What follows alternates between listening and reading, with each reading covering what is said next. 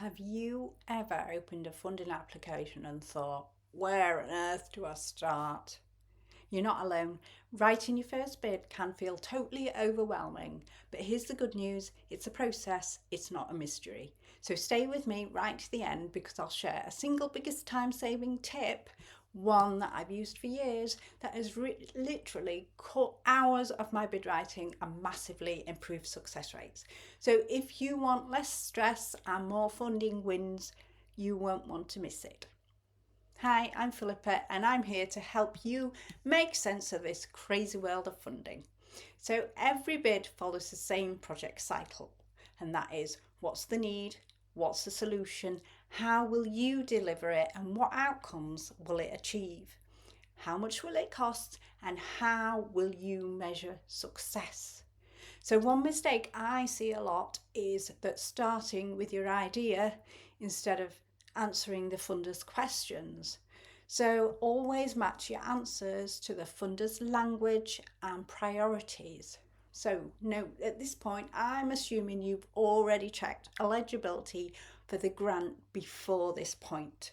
So that requires you to read through the documents provided by the funder. So for example, some funders will only support charities. So if you're a community interest company, then there's absolutely no point in applying. They will not change the rules just for you.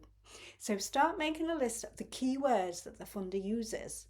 Really look into detail at the funder's priorities. So don't try and squeeze a square peg into a round hole. Or not only will you fail, but you're also at risk of mission drift. So what I mean by that is that your mission is about your organisation's purpose, who it serves.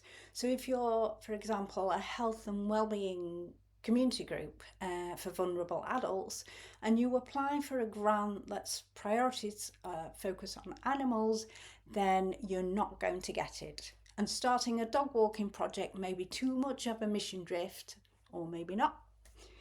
So second step is to use project cycle tools to structure your answers. Now, I know some of my clients would roll their eyes when I mention project cycle tools, project management. So one of the best ways to structure your answers is to use a logic model. So think of it as a roadmap, and it connects your inputs. So what resources you'll use, your activities, what you'll actually do, the outputs, which is the immediate results like the number of workshops you're going to deliver, and then the outcomes is the real difference made, like increasing confidence with the people you're working with, increasing their skills. Then you have impact, which is the big long-term change, such as an improvement in health or people into employment. So let's use that in the context of an example. An input might be, so you're applying for £20,000 because you need a project coordinator and you need to hire a venue. So your activity might be 12 weekly workshops for 30 young people, and your output would be 12 workshops delivered, 30 young people engaged. And then your outcome might be 80% report a higher level of confidence, with 50% progressing into training or jobs. And then the impact will be reduced youth unemployment in the community. And then you can demonstrate what progress you're going to make. You can demonstrate the whole logic model of your project. So funders love logic models because they show that you've thought through the process from start to finishing. Everything from start to finish. Now, alongside a logic model, another tool funders really like is the theory of change. So where a logic model maps the steps of your project, a theory of change tells the story of how and why your work leads to change. So it starts with the problem you're tackling. So example, let's go back to youth unemployment, and then it asks what needs to change for that problem to improve. So you map out the assumptions, the barriers, and the stepping stones. So, for example, if young people in Doncaster, I work in Doncaster quite a lot, if young people in Doncaster gain confidence and skills, then they'll be more likely to enter training or jobs, which then reduces unemployment and builds stronger communities.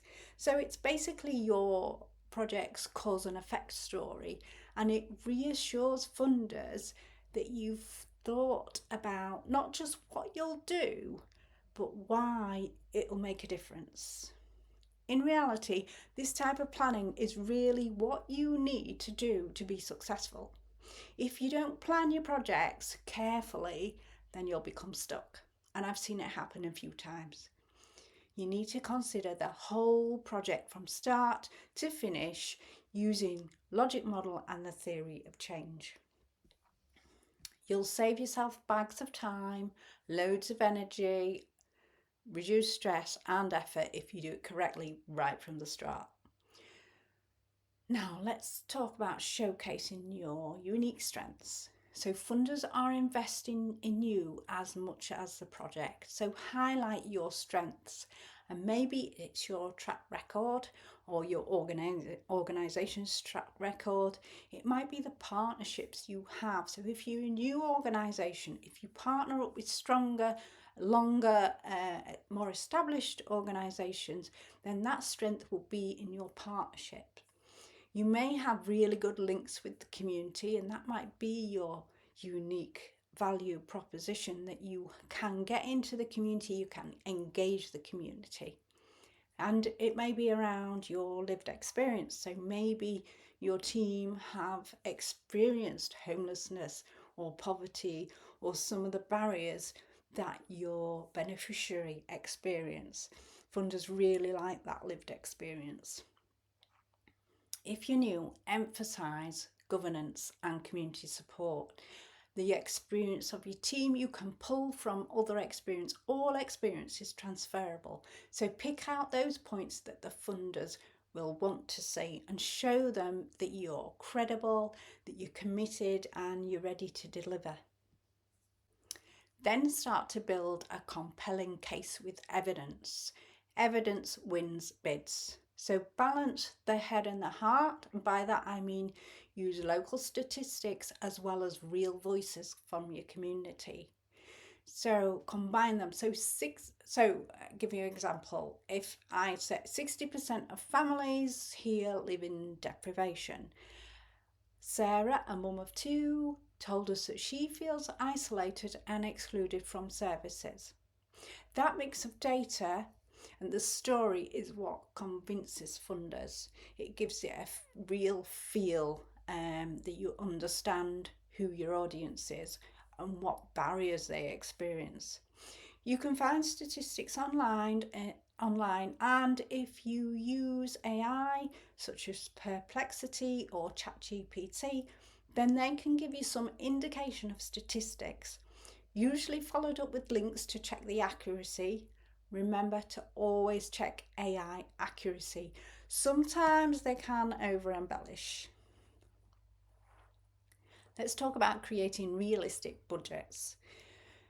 Now, a lot of funders like full cost recovery, some don't. Budgets must be realistic. They must include everything: staff, overheads, volunteer expenses, insurance, evaluation, and that is called full cost recovery. Not all funders will fund these overheads. So you do, again, this is where when you're checking through the eligibility, you need to check what that funder will fund. Always add a cash flow forecast. Even if there isn't an opportunity to upload it to the funder, make sure you have it available for the project.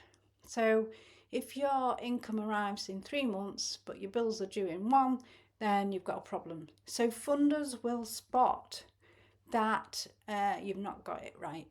So if you're over exaggerating on your cash flow or under exaggerating, funders aren't daft. They know what things cost. Add short notes to each budget line so if you are submitting it with your application, they can see that you've costed it carefully and not guessed. And if you're not submitting it but using it for your notes, then it's a really useful reminder. Sometimes funding can take months and months. So if you've gone on and worked on another project and you come back to it, you won't know what you're talking about. So make it clear and simple, not only for the funder, but for yourselves as well. So now you know the steps. Start with the funder's priorities. Use tools like the logic model and the theory of change to structure your answers. Showcase your unique value and back it up with strong evidence.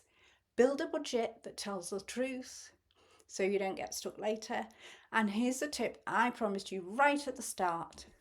Really simple. Build yourself a bid library. It's a really simple, a folder with your best answers, your key statistics, trustees, bios, your policies, your governing documents, your budget templates.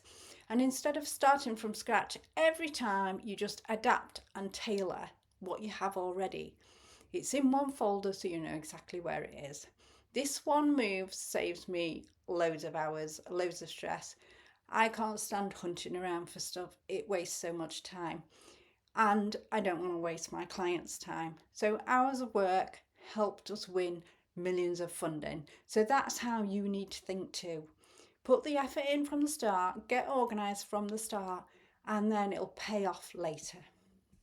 So if you want to spend less time pulling your hair out and more time celebrating grant wins, start building your bid library today. I'll add a full list below of what you should have in your bid library to save time, effort and hours of frustration. If this video helped, give it a like, a share, please share it and hit subscribe. Thank you for listening. I'll see you on the next one.